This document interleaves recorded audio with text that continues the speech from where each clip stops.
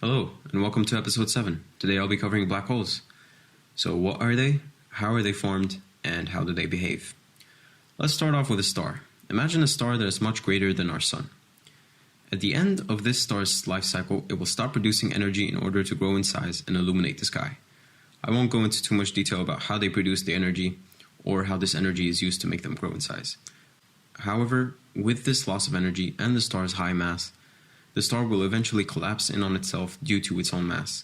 Its volume will shrink, and if finally, at a certain point, it would reach a black hole. So that's basically everything you're told about black holes, but I want to try to expand on that.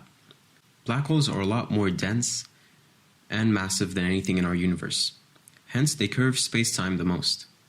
If you remember the space-time example as being a large blanket that if you stretch over, and Earth is the weight of your finger on the blanket, then a black hole would be the weight of your fridge that acts over 2 of your fingers on the blanket. This extreme perturbation in space-time will eventually cause a singularity, where space and time come to a stop, a null point, if you will. And basically everything is sucked into that space-time perturbation due to the extreme sudden drop. Even light is sucked into the giant gravitational forces and can't escape. If you know physics well enough, you know if light can't travel back to you, then you can't see. So you just start wondering to yourself, so maybe you can see it with X-rays or radio or any other type of light. Still counts as light. So if you can't see it, how do you know it's there? Well, scientists know it's there because there's a huge amount of forces that act around it. Black holes are known to tear apart stars and strip them of basically everything. And you can observe the light slowly converge into the small sphere of a never-ending void.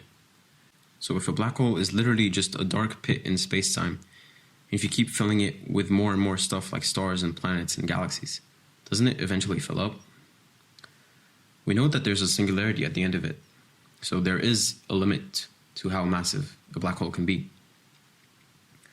Professor Stephen Hawking thought of this. He theorized that all matter which enters the black hole decays and transforms into energy, which is slowly irradiated outwards of the black hole. Follow me, E equals mc squared. So the amount of energy that is irradiated outwards is equal to the mass that enters times the speed of light squared. So you can think of this like a hot cup of coffee. You pour in your warm coffee that symbolizes the mass that goes into the black hole, and the heat is slowly irradiated outwards to make it colder. Your coffee becomes colder. However, Professor Hawking found that black holes get smaller in size as they irradiate energy. So if nothing enters the black hole, it will slowly eat its own mass away.